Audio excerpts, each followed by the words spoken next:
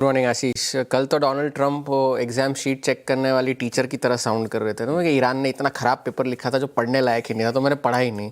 तो इसी तो तुरंत ही रिजेक्ट कर दिया। उनके वो जो पीस प्रपोजल ईरान ने भेजा था उसको उन्होंने पीस ऑफ गार्बेज की उपाधि दी थी कि भाई ये जो उन्होंने कचरा भेजा है वो मैंने तुरंत ही डिस्कार्ड कर दिया, रिजेक्ट कर दिया। और उस वजह से हमारा जो सीज़ फायर है ईरान के साथ वो इस वक्त लाइफ सपोर्ट पर है और सबसे ख़राब स्थिति में इस वक्त सीज़ फायर अनाउंस होने के बाद चल रही है।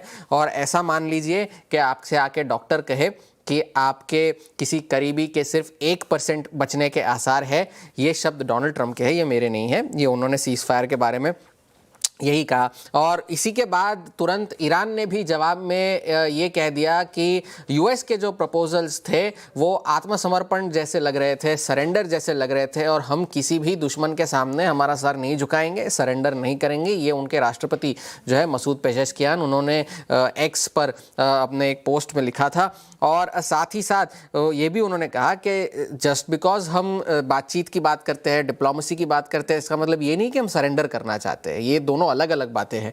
कल ईरान की जो न्यूज़ एजेंसी है इरना, उसमें उनके ईरान के सेना के ब्रिगेडियर जनरल मोहम्मद अक्रमीनियान ने एक इंटरव्यू में ये कहा कि अगर दुश्मन ने किसी तरह का मिसएडवेंचर करने की कोशिश की तो जंग जो है वो एक ऐसी स्थिति पे पहुंच सकती है जो उन्होंने कभी सोची भी नहीं होगी।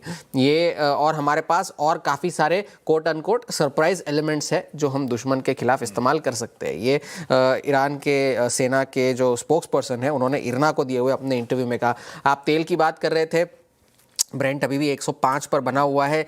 वो इसलिए भी बना हुआ है क्योंकि अभी भी काफ़ी सारे जो सभी लगभग तेल की कंपनियों के चीफ एग्जीक्यूटिव्स ये कहते आ रहे हैं कि बाज़ार सुधरने में काफ़ी देर लग जाएगी। और यही बात कल सऊदी अरामको के सीईओ जो है अमीन नासिर, उन्होंने भी अपने अर्निंग्स कॉल में ये कहा कि 2027 तक का समय लग सकता है। अगर जून तक जो है ये स्ट्रेट ऑफ हॉर्मुज़ का डिसरप्शन चलता रहा मिड जून तक, तो बाज़ार की स्थिति सुधरने में लगभग 2027 आते आते समय लग जाएगा। क्योंकि अभी भी 600 जहाज वहां पर अटके हुए हैं पर्शियन गल्फ में, जिसमें से 240 जो है स्ट्रेट ऑफ हॉर्मुज़ के बाहर ही रुके हुए हैं। और हर हफ्ते जब स्ट्रेट ऑफ हॉर्मुज़ बंद रहता है तो 100 मिलियन बैरल का नुकसान होता है, जो ये सऊदी अरामको के सीईओ ने कहा। और अगर जून में, मतलब हम मई में है, अगले महीने तक मामला नहीं भी सुधरा, हाँ, अब मान लो सुधर गया तो 2027 तक इक्विलिब्रियम वापस नहीं आएगा। हाँ, ये उन्होंने साफ साफ कह दिया। और नेट लॉस जो अभी तक हुआ है इस जंग की वजह से वो लगभग 880 मिलियन बैरल का हुआ है और नेट ऑयल मार्केट्स को।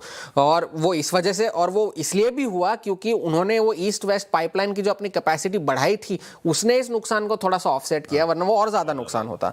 और साथ ही साथ फिर उन्होंने ये भी चेतावनी दी है कि ऑयल इन्वेंट्रीज जो है वो बहुत एक चिंताजनक स्तर पर पहुँच सकते हैं हॉलीडेज से पहले, समर सीजन से पहले।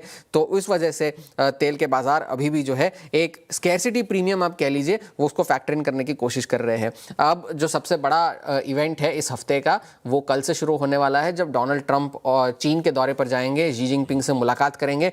बाजार एक कंसेंसस ये बना के चल रहा है कि भले बात बने ना सही, बिगड़े भी नहीं। ये बात उनकी ये है कि भाई बड़े डिसीजन आप मत लीजिए लेकिन बात बिगाड़ कर भी मत आइएगा। ये बाजार इस वक्त मानकर चल रहा है। शायद कुछ और फैसले हो जाए कि चीन शायद ज़्यादा सोयाबीन खरीदे या बोइंग के जहाज खरीदे, क्योंकि बोइंग के सीईओ भी जा रहे हैं डोनाल्ड ट्रंप के साथ। उनके अलावा और भी बहुत सारे लोग जा रहे हैं, पूरा जत्था लेके जा रहे हैं वो। Elon Musk, Tim Cook, Larry Fink, David Solomon, सभी लोग, क्वालकॉम, माइक्रॉन, सभी के सीईओ उनके साथ जो है जाने वाले हैं। आप बाजार की बात कर रहे थे तो यूएस के बाजार इस वक्त वो आग लगे बस्ती में हम अपनी मस्ती में वाली बात चल रही है, क्योंकि अर्निंग्स उनके इतने अच्छे रहे। लगभग 85% कंपनियां S&P 500 की जो है अपने अर्निंग्स एस्टिमेट्स को बीट किया है। और लिहाजा सब लगभग 4 एनालिस्ट ने अपने टारगेट्स को बढ़ाया है। एड यार्डेनी ने जो है 8250 के लक्ष्य दिए हैं S&P 500 के, जो कि पूरी स्ट्रीट पर सबसे ज़्यादा जो है टारगेट S&P 500 का उन्होंने दिया है। 7400 पे बैठे, अभी 7400 पे है।